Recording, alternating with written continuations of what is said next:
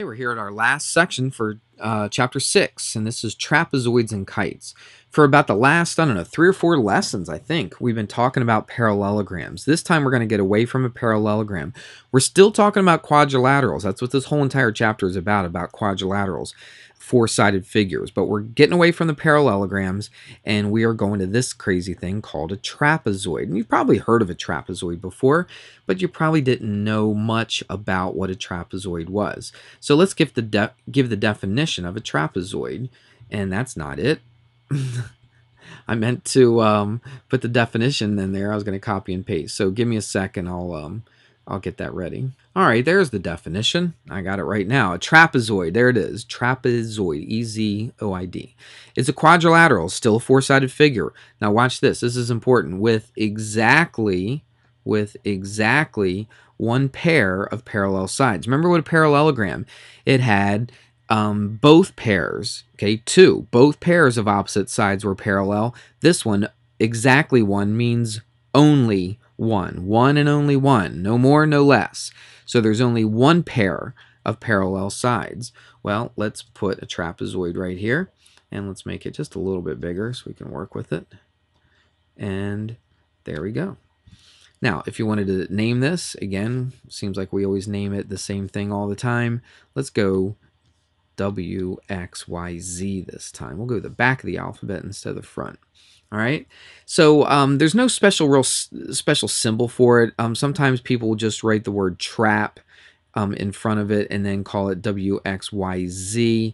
You could just write the word trapezoid if you wanted to, but if you just write the word trap, I guess that's okay. There's no special symbol for it, so you don't really draw a picture that looks like a trapezoid. You just write the word trapezoid out in front of it. All right, so now if it's a trapezoid, what does it say? Exactly one pair of parallel sides. So if you take a look at this, I made it so it's pretty obvious which ones were parallel to each other. This one right here and this one right here would be parallel to each other. Doesn't mean they're equal to each other. It doesn't say on here that they're equal, but it does say that they're parallel. Now it says exactly one pair of parallel sides. So what do you know about these two sides right here? They are not parallel, okay? Because if these are, these cannot be, all right? Because if they were, if these two were parallel and if these were parallel right here, then I'd have a parallelogram. I wouldn't have a trapezoid. So a trapezoid is not the same thing as a parallelogram. They are completely different because the definitions are completely different. All right. So a rhombus is a parallelogram, a square, a rectangle, they're all parallelograms, but not a trapezoid. A trapezoid is its own little beast right here. Now, we name some of these legs right here, or I gave it away. We name some of these things. The parallel sides are called the bases.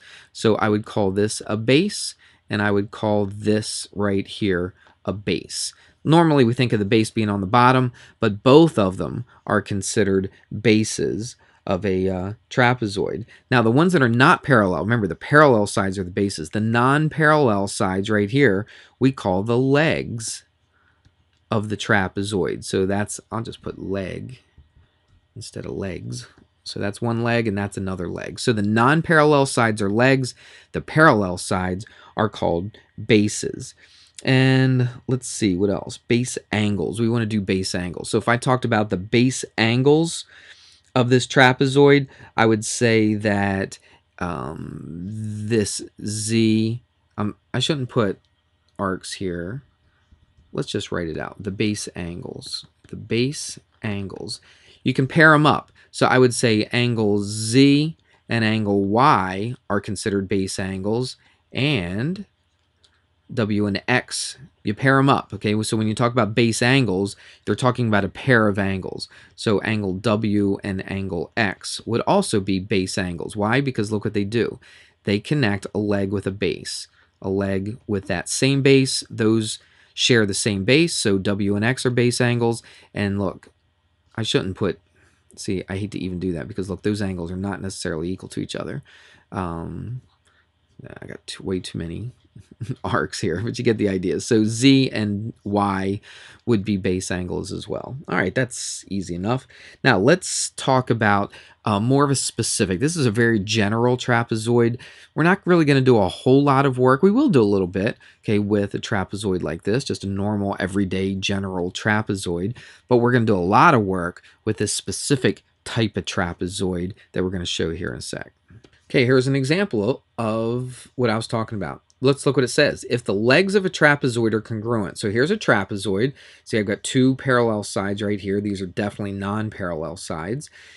If the legs are congruent, which ones are the legs? Okay, the legs are the non-parallel sides. So if that leg and that leg right there are congruent to each other, what do I have? I have an isosceles trapezoid. And we kind of remember isosceles. We used to talk about an isosceles triangle. Isosceles triangles when you had two legs equal to each other on a triangle. Well, this is two legs of a trapezoid, and it's the same kind of deal. We call this an isosceles trapezoid. We're going to talk here in a second about, we're going to have like three different, let's see. We're going to talk about three different theorems that deal with an isosceles trapezoid. So let's do the first one.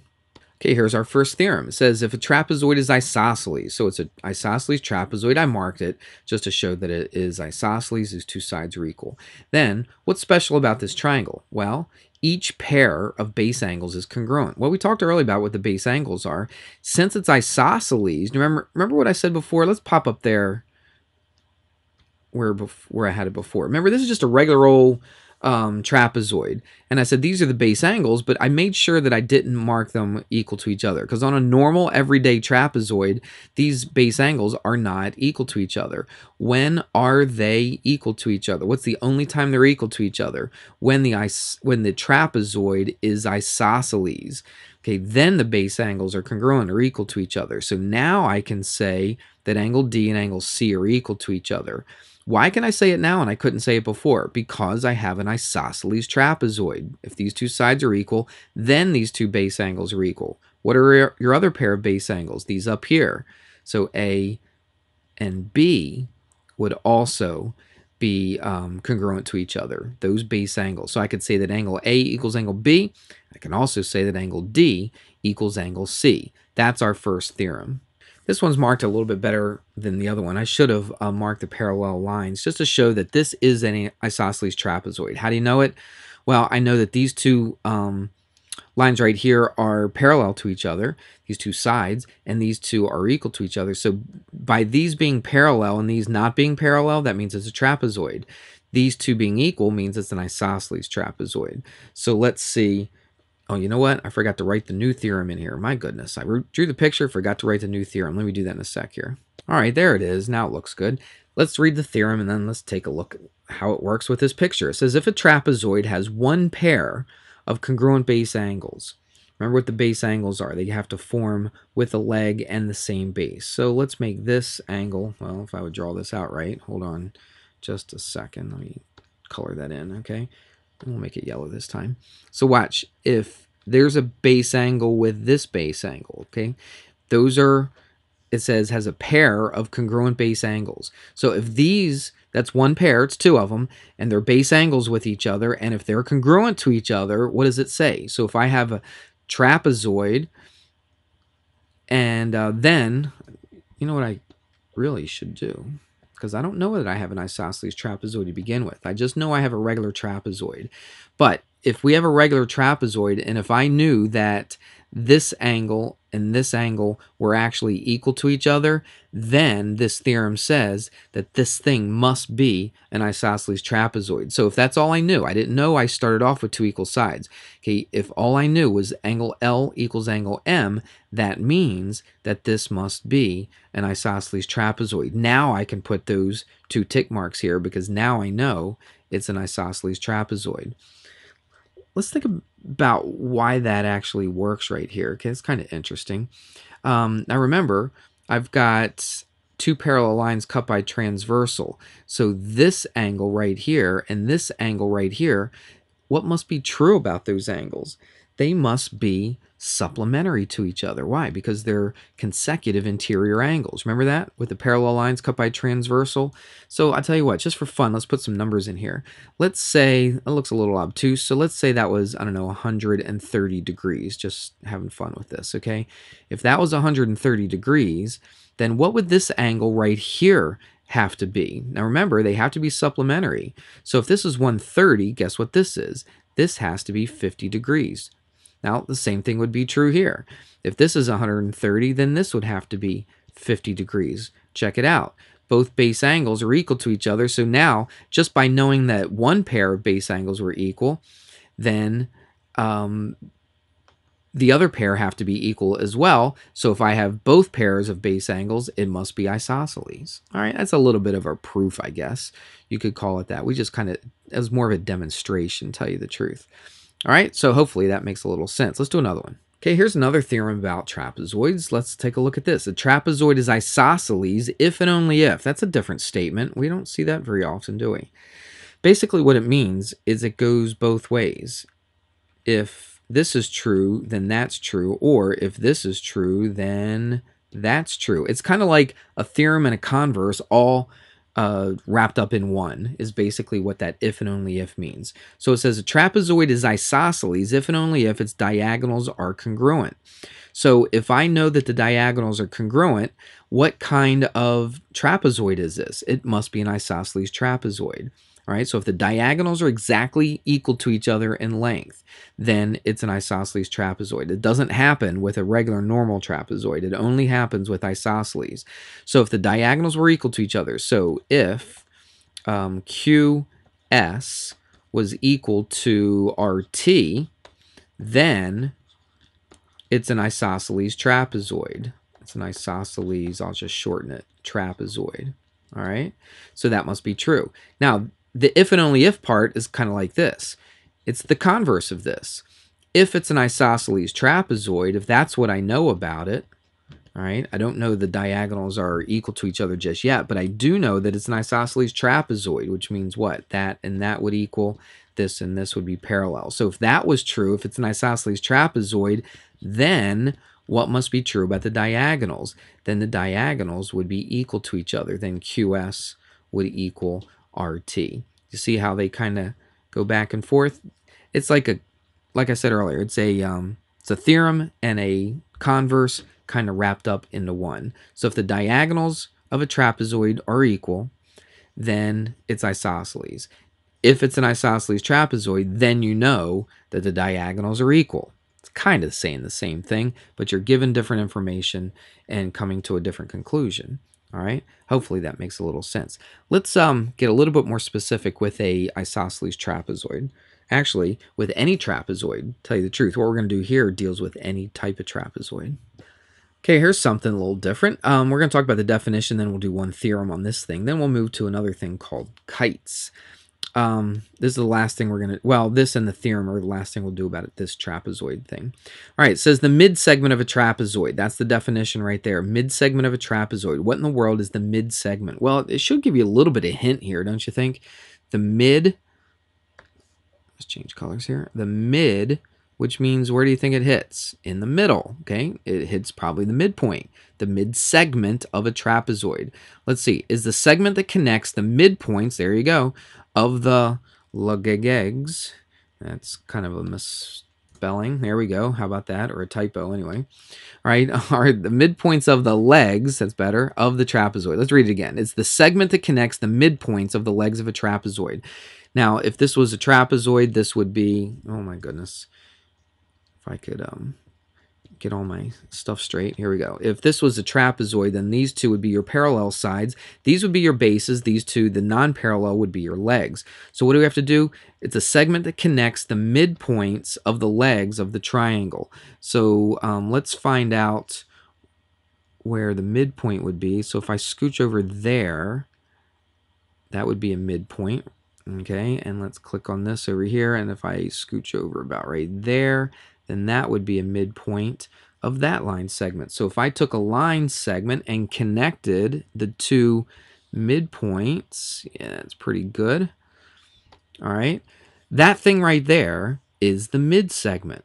All right, again, what did I do? What did I do? I made a midpoint, so that means those two segments are equal, and these two segments are equal. Remember, this is not an isosceles trapezoid, so it doesn't mean that this segment and this segment are the same. But these two are the same because that's the midpoint, and these two are the same because that's the midpoint. I connected the two midpoints, and then I have a mid segment. You say, okay, well, big deal. Who cares if I have a midsegment? Well, we have a theorem here that's going to talk about the midsegment and how it's used. All right, let's take a look at this theorem. I broke it up into two parts. It's not really written like this in the book, but I think it's a little easier to see and understand.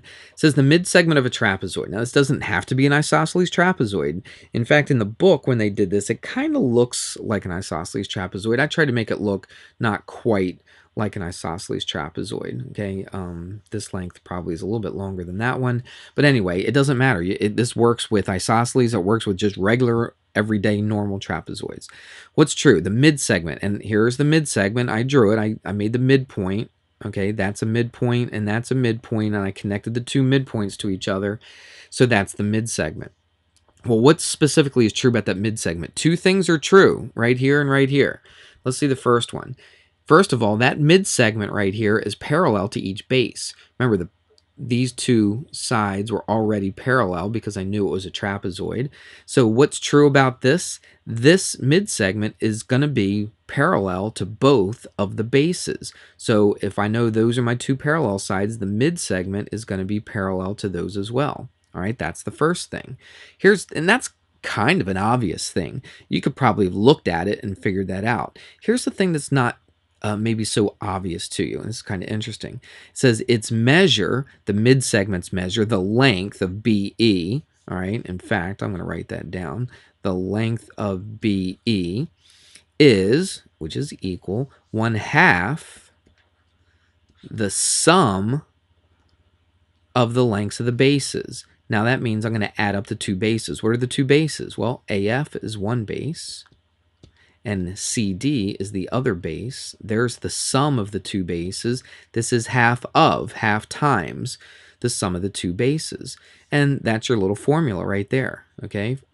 You don't have to memorize that exact letters or anything, but just memorize that this midsegment right here is half the sum of the bases. Well, what if I add two things together, take half of it? What am I really doing to it? I'm really finding the average of those two things. So think of it this way. It doesn't say this in these words, but I think it's easier to remember it like this. The midsegment is the average of the two bases. For instance, if this was 3 and this was 7, let's say, all right? This is 3 and this is 7. How do we find BE? It's very simple. You add the two up. Remember, you're finding the average, aren't you? You just take the 3 and the 7, you add them up. 3 and 7 is 10. You divide by 2, because that's what you do when you average two numbers together. You add them up and divide by that many numbers, in this case 2. 3 plus 7 is 10, divided by 2 is 5. That's what the midsegment would be. All right, that's kind of a pretty cool thing. It's something that I don't know if I would have figured out on my own, if I would just look at it, and I could probably spend weeks and weeks and not figure out that this is actually the average of these two right here. Okay, maybe I would, maybe I wouldn't, but that's how you do it. All right, what if they did this? What if they didn't give you this? Just call it X. Now you know what it's going to be because I just had it written down a second ago. But let's see what we could do here. Remember, the 3 plus the 7, okay, divided by 2, right? If I took the two bases, added them up, divided by 2, that must equal, actually, I didn't know that was 7. What am I doing? The 3 plus the x. Remember, I don't know what that is right there. So the 3 plus the x divided by 2 must equal 5. So really, what'd you do? Well, let's get x by itself. Let's do some math and solve for x. Multiply both sides by 2, right? That cancels out right there. And then 3 plus, let's write it a little neater, 3 plus x equals 10. Then what do? We subtract a 3 from both sides, and look what we get. X equals 7, just like we thought we should have, but that's how you do it. Now, you could go through this algebra every single time and do that. That's perfectly fine. All right, you could take the two bases, add them up, divide them by 2, set them equal to the midsegment, do the algebra, and you're good to go. Or you could just remember the steps. What were the steps? You multiplied by 2, and then you subtracted, actually, let's mark this one down here, then you subtracted one of the bases from it, okay? So I took this, I multiplied this by 2, subtracted this, and then I get the other base. Multiply by 2, which is 10, subtract 3, which is 7. And you could have done it the other way as well. Okay, what if they told you this was 7 and they didn't tell you what that was? Now again, these are numbers, these are super easy numbers, but this works for stuff that's more complicated as well. So what could you do right here? Well, let's do this. Let's not do the whole algebra thing. Let's go through our little quick step. What do we do to the midsegment? You multiply by 2, so that's 10. Take away the other base, which is 7. 10 minus 7 is what? 3, so x equals 3. Now again, we did it with super easy numbers, but you can do it with numbers that are a little more complicated just by that nice little step right there. So that's pretty cool. Remember, it's parallel. The midsegment is parallel to both of these, and it's also the average. Okay, that's how I like to think of it, right? Half the sum of the two lengths. That's the average. So this is just the average of those two sides right there. I think, yeah, we're finished. That's good enough with trapezoids. Let's go to kites. We'll get through kites a little bit quicker. Okay, here's your definition of a kite. A kite is a quadrilateral, 4 sides, with exactly, no more, no less, 2 pairs of consecutive congruent sides. We've talked about consecutive a lot. It means the ones that are next to each other, not across from each other, not opposite each other, the ones that are right next to each other. So it has exactly 2 pair of consecutive congruent sides. So which ones do you think they are on here? Well, what about that one? Now, this would be a consecutive side, but does that look anywhere close to congruent to that? No.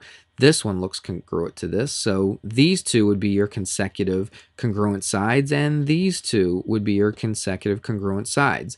And you can see it definitely looks like a kite. You got a little tail going off here, and it's flying in the breeze. Kind of sideways right now. It must be a stiff breeze. But anyway, you get the idea. So it says it's a quadrilateral with exactly 2 pair of consecutive congruent sides. So these two must be equal to each other, and these two must be equal to each other for it to be a kite. I can't just have these two being equal and these being unequal. All right, it wouldn't be a kite if you had that. So these two are equal, these two are equal. That is a kite. That's your definition. Let's take a look at a couple theorems. All right, our first theorem about a kite is this one. It says if a quadrilateral is a kite, so that's a kite right there, then its diagonals are perpendicular. Remember what the diagonals are. If I can go to non-consecutive vertices, that means that would go from here to here, and then this would go from here to here. There we go. So those are my diagonals of a kite, all right? If I went from here to here, that wouldn't be a diagonal, wouldn't go through it. So what's true about the diagonals? Yeah, it looks pretty good, doesn't it? They are what? Perpendicular, which means you get a right angle right there. Pretty simple. So if you have a kite, the diagonals are going to be perpendicular. They're going to make a right angle. Okay, we got one more to do, then we'll do an example and we'll be done. Okay, here's the last theorem, and then we'll do an example. It says, if a quadrilateral is a kite, so this thing right here is a kite, then exactly 1 pair of opposite angles is congruent. First of all, let's mark the stuff that we know since it's a kite. Since it's a kite, I know that the consecutive, that you have 2 pairs of consecutive sides equal to each other. Okay, so these two would be equal to each other, and these two would be equal to each other. That's just because it's a kite. That really has nothing to do with the theorem. But what does the theorem say? Then exactly, meaning no more than this many, exactly 1, no more than 1 pair of opposite angles is congruent. So remember, on a parallelogram, both pairs of opposite angles are congruent. On a kite, exactly 1 pair of opposite angles is congruent. So which ones do you think it is? Do you think it's this one and this one? They're opposite each other, and they're a pair. Nah, there's no way it's those two, because look, that'd be an obtuse, that would be acute. There's no way they're congruent to each other. It would be these two right here. This one and this one. All right. And how do you know which ones? You know, I keep saying don't always go by what it looks like. Well, here's how you know which angles are congruent to each other. It's the one that's in between the 2 unequal sides. Does that make any sense? You got 1 tick mark here, 2 tick marks here. This is the angles between the 2 unequal sides. It's going to always equal the angle between the other 2 unequal sides. Those are the 2 that are equal. Look at this angle here and this angle here. This angle is between the two equal sides. This angle is between the two equal sides. They will not be congruent to each other. It's the angles between the two non-equal sides are the ones that are congruent to each other. So I don't have a really cool little way to remember that. You just remember it, okay? It's between the non-equal sides. Most of the time you could probably look at it. I hate to even say that, but I'd say most of the time you could probably look at it and see which ones are equal and which ones are not equal. All right, let's do a quick example, then we'll be finished. The first example is going to deal with the angles. So what they're going to ask you to do is find F and H. Okay, so find both of those angles. Well, it's a kite. We know it's a kite because the consecutive sides, you got two pair of consecutive sides equal to each other, these two and these two. So what do we know about this? Well, we know it has exactly one pair of congruent angles. Remember, it's the ones between the two non-equal sides. So I do know that angle F is equal to angle H. And they give me two other ones. Remember, there's four angles altogether here, aren't there?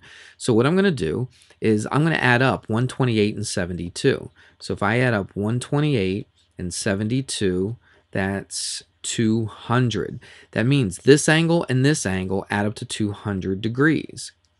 So how in the world am I going to find these two angles? Well, remember, a quadrilateral, what do all the angles add up to be on a quadrilateral? That should be something that you memorize, that you don't even have to like do the math with. You should know it's 360 degrees. Any quadrilateral, all the interior angles add up to 360 degrees. If these already add up to 200, let's take 200 away from 360. I think you see this already. That's 160. Does that mean this angle is 160? No. It means these two angles together are 160. And we know that they're both exactly the same. So what are we going to do with that 160? We're going to divide that by 2, and we're going to get 80 degrees. So angle F is 80 degrees, and angle H is 80 degrees. And you can add them up if you wanted to, just to make sure they add up to 360. Let's do another one. That dealt with the angles. Let's do another one that deals with the sides, and we will be finished. Okay, now we're going to deal with the sides of a kite, okay, or the diagonals, the lengths of segments, okay, we'll call it that. So let's see, what do we know about the diagonals of a kite? Well, we do know that they do what? That they're perpendicular to each other, all right? So that's good. And let's see what else we need to do. First of all, we need to find ZY. ZY is this right there. Okay, that's what I'm trying to find. Well, if that's a right angle, then that's a right angle. Well, check it out. Look, that's not so hard. I've got a right triangle right here. Well, that's nice. This side is 8. This side is 24. So I should be able to find this. This is the hypotenuse. So it's just 8 squared plus 24 squared equals... I don't know, what do you want? Let's just call it like C. Is that all right? Just so we don't have to use ZY, and we'll call it C squared. So now it's just a matter of figuring this thing out. So 8, I'll tell you what, let's just do this in the calculator. We don't need to write it all out. We can just shove it right in the calculator. So I've got 8 squared plus 24 squared. 24 squared equals that. But now I got to take the, you know what I want to do, actually?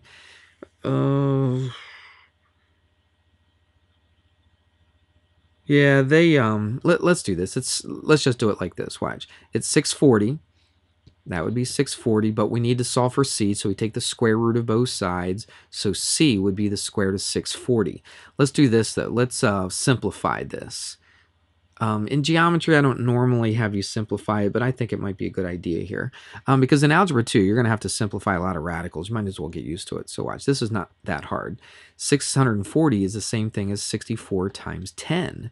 Why did I pick 64? Because I can take the square root of 64. The square root of 64 is 8. I can't do anything with the 10, so I keep it under the square root. So C, or in this case ZY, let's go back to ZY, is equal to 8 times the square root of 10. That's a good way to do it. Now look, if it was on a quiz or a test and you threw square root of 640 into the calculator, so watch, if I took the square root of that answer right there, which is 640, I get 25.3. All right, if you would have gotten 25.3, I guess I would have given it to you. But there comes a time maybe not in my class, but probably in Algebra 2, where your professor is going to, or teacher is going to make you, thinking of college, is going to make you simplify the radical. All right.